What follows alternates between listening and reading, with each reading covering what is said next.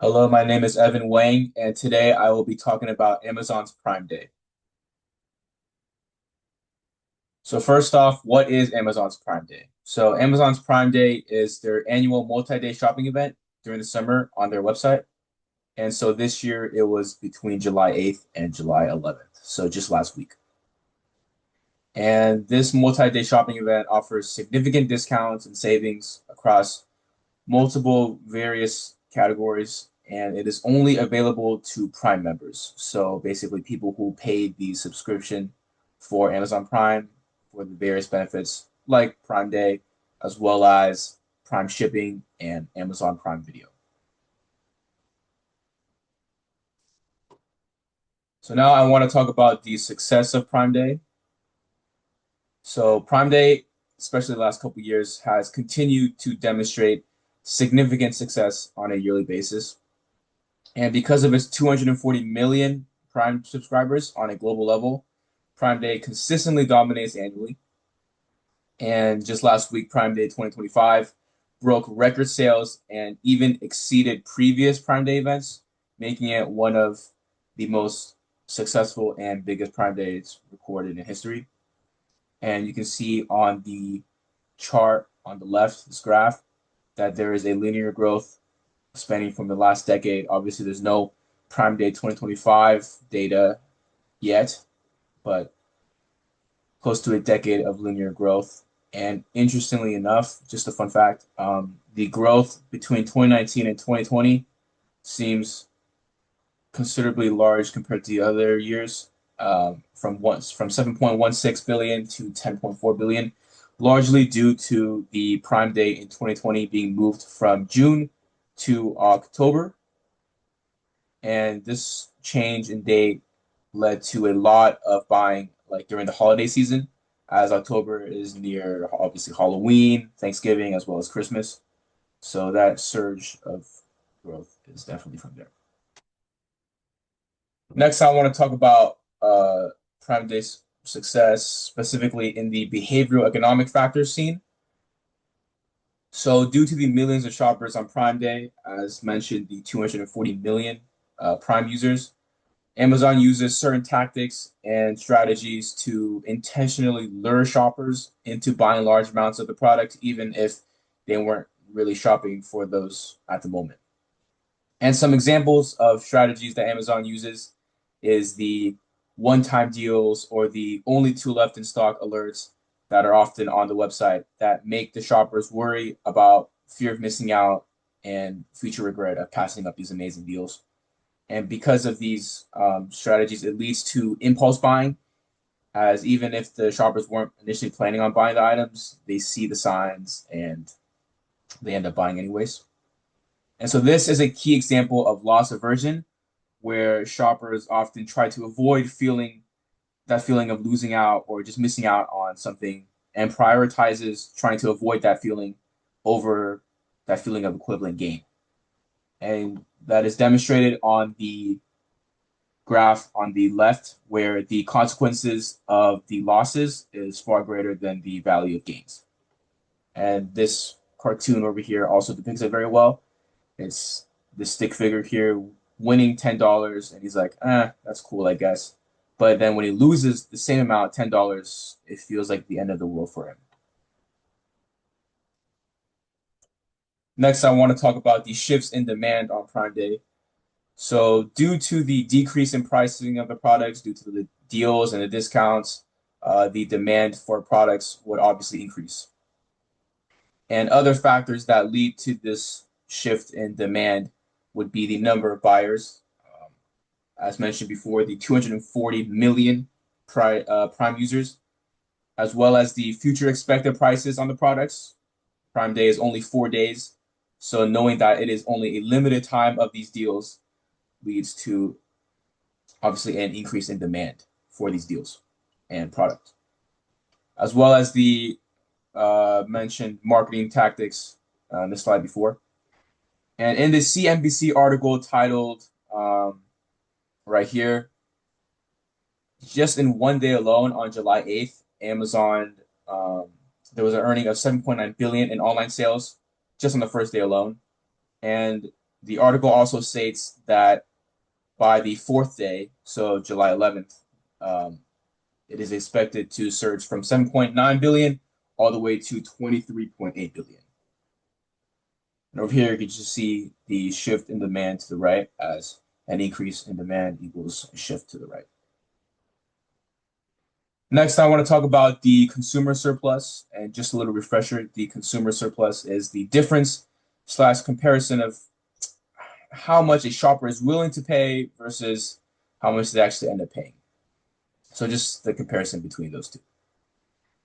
And on Prime Day, due to the amount of deals and discounts, the consumer surplus increased significantly as all of these shoppers believed that they were scoring all these deals. An example of this is that a shopper is willing to willing to pay $200 for a new pair of AirPods, but Amazon has them on sale for $143 Prime Day. This is just an example; it's not a real price, and so the shopper would gain $60 in consumer surplus. And you can see on the chart on the left that the consumer surplus, the 60 will be right here. So for this presentation, I was lucky enough to interview my friend Brennan. And just for some context, Brennan is a business major at the University of Wisconsin and annually participates during Amazon Prime Day.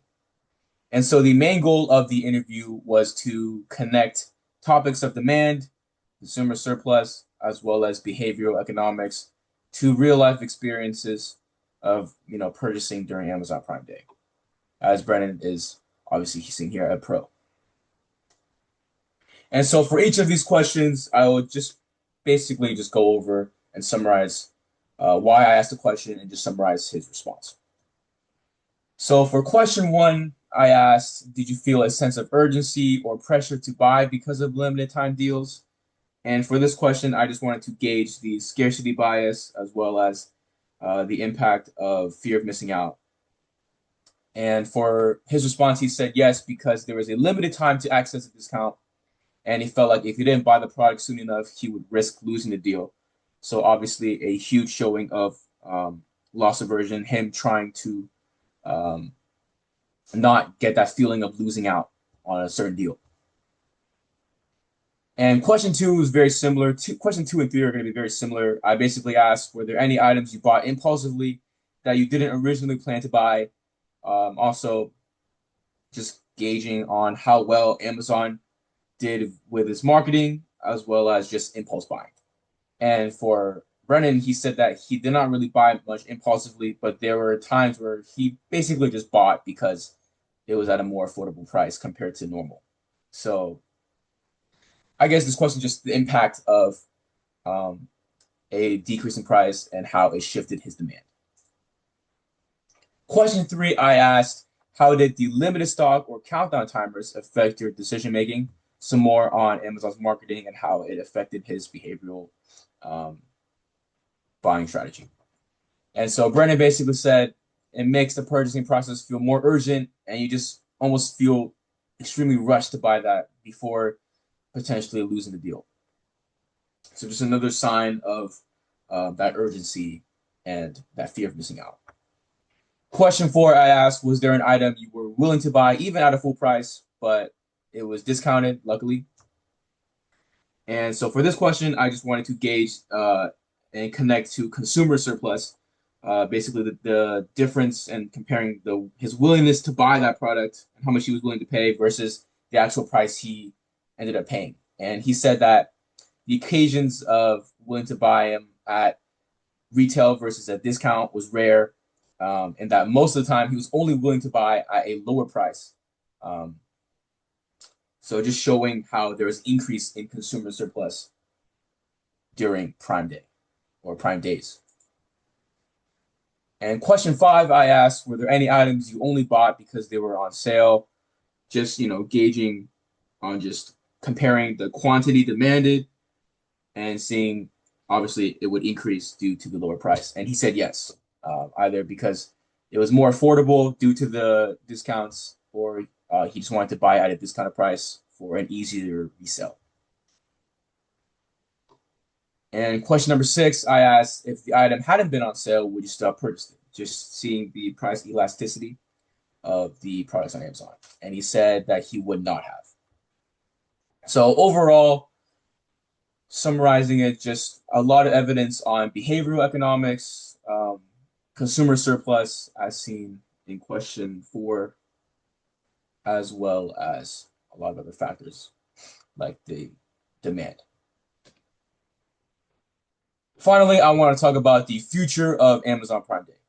Obviously, due to the record high sales in 2025, which broke the previous record, Amazon Prime is expected to continue to remain successful in the long run, and its future and success is driven by basically the algorithm that it has been building for the past decade, which is just summarizing the limited time feel of these deals, as Amazon Prime is only 4 days once a year, as well as the convenience of shopping online compared to that in-person hassle, and as well as other factors like behavioral economics and the marketing strategies, as I mentioned before. And on this final table, you can see that the Amazon Prime Day sales has been consistently growing over the past decade. In 2024, reaching 15 billion. Like I said earlier in the presentation, in 2025, it is expected to grow upwards to 23.8 billion. So it doesn't seem like Amazon Prime Day will be stopping anytime soon. Thank you so much for listening.